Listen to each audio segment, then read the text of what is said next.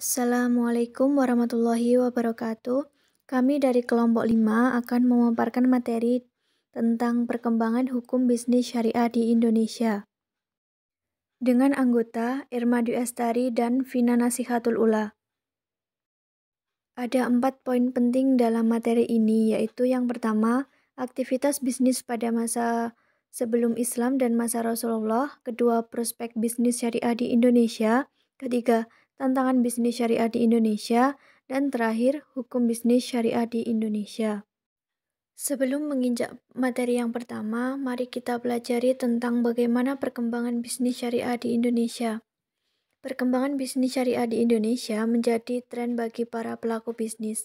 Dengan melihat potensi mayoritas masyarakat di Indonesia adalah pemeluk agama Muslim, menjadikan peluang bagi mereka perkembangan bisnis syariah. Selain itu, kesadaran masyarakat Muslim mulai tinggi dengan permintaannya terhadap produk maupun jasa yang terjamin baik dalam akad, kehalalan, dan tentunya sesuai dengan syariat Islam.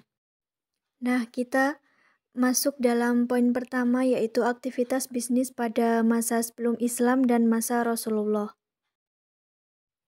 Perekonomian di Jazirah Arab pra-Islam sudah menjadi ruh dalam kehidupan kesehariannya. Sistem perekonomian yang berkembang adalah bidang pertanian dan perdagangan di Arab. Sebenarnya sudah ada jauh sebelum Islam. Walaupun demikian, harus diakui bahwa tradisi pertanian dan perdagangan yang ada tidak memiliki ruh atau semangat kemanusiaan karena tidak ada kepastian, seperti keadilan dan persamaan. Hal tersebut dapat dilihat dari berbagai permodalan dikuasai oleh elit-elit pemodal. Sistem perekonomian pada masa pra-Islam di Jazirah Arab adalah sistem ribawi, yaitu seorang penjual kepada pembeli dengan perjanjian yang disetujui, namun tidak sesuai dengan perjanjian waktu yang telah disepakati, maka pembeli harus membayar lebih, baik itu dalam sewa-menyewa. Apabila jauh tempo kesepakatan, harus dibayar 2 kali lipat dari harga semestinya. Aktivitas bisnis masa Rasulullah. Perjalanan bisnis Nabi Muhammad SAW dimulai saat beliau berusia 12 tahun. Beliau telah dikenalkan dunia bisnis oleh pamannya, yaitu Abu Thalib, dengan melakukan perjalanan bisnis ke wilayah Syam. Dalam perkembangan selanjutnya, beliau terus menekuni profesi sebagai pembisnis sampai dewasa. Banyak dari kalangan kaumnya di Mekah mempercayakan pengelolaan perdagangannya kepada Muhammad sampai dijuluki Al-Amin.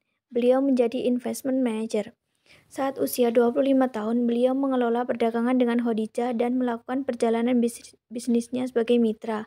Dan selanjutnya setelah menikah, beliau bersama menjalankan bisnis sebagai business owner. Menginjak usia 30-40 tahun sebelum masa kenabian, Muhammad SAW menjadi seorang investor dan mulai memiliki banyak waktu. Pada saat itu, beliau sudah mencapai apa yang disebut sebagai financial freedom, kebebasan uang dan waktu. Ada beberapa prinsip Nabi yang bisa menjadi teladan bagi para wirausahawan untuk mencapai kesuksesan, yaitu menghindari praktek riba, judi, dan maisir. Serta ada beberapa kunci kesuksesan Nabi Muhammad SAW dalam berbisnis, yaitu tablik, amanah, fatonah, sidik.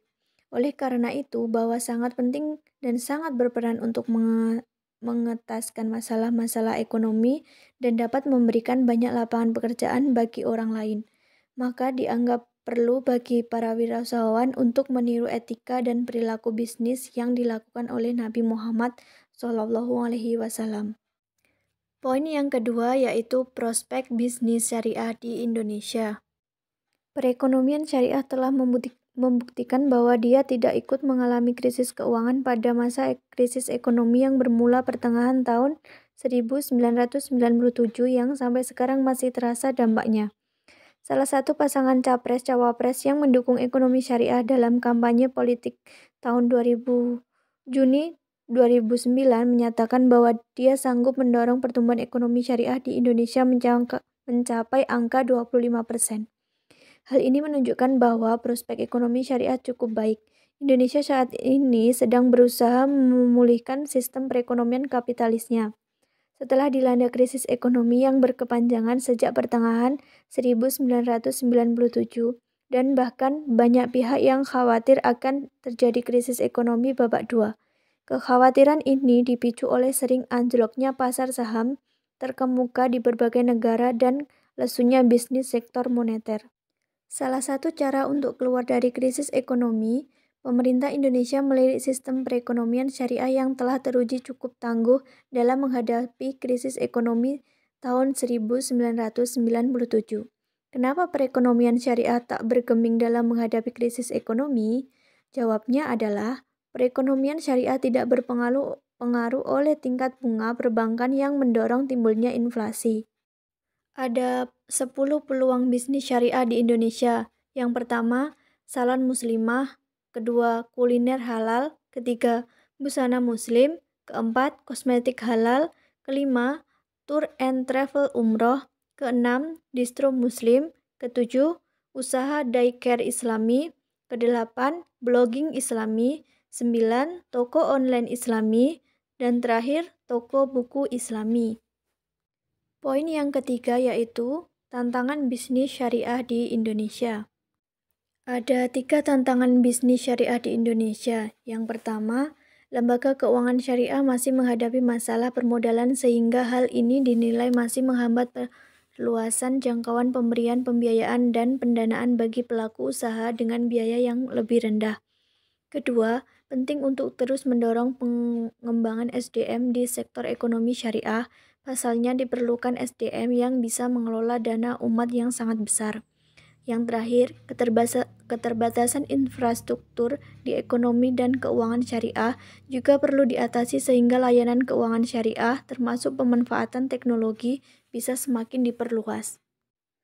Alhamdulillah kita sampai di poin keempat yaitu hukum bisnis syariah di Indonesia.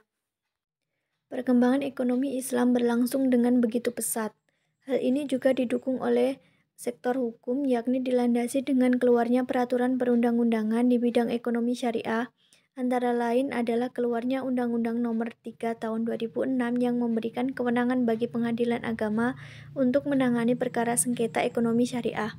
Selain itu, keluarnya Undang-Undang Nomor 19 Tahun 2008 tentang Surat Berharga Syariah Negara dan Undang-Undang Nomor 21 Tahun 2008 tentang Perbankan Syariah semakin memperkokoh landasan hukum ekonomi syariah di Indonesia.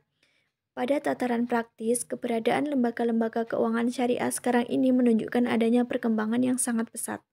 Hal ini sejalan dengan semakin meningkatnya kesadaran sebagian besar umat Islam untuk melaksanakan Islam secara kafah. Sebagai upaya memberikan solusi kepada lembaga perekonomian syariah dan juga kepada nasabah lembaga ekonomi syariah, maka perlu dilakukan penguatan dalam aspek hukum bisnis syariah. Yang pertama, mengenalkan hukum Islam dalam masalah bisnis.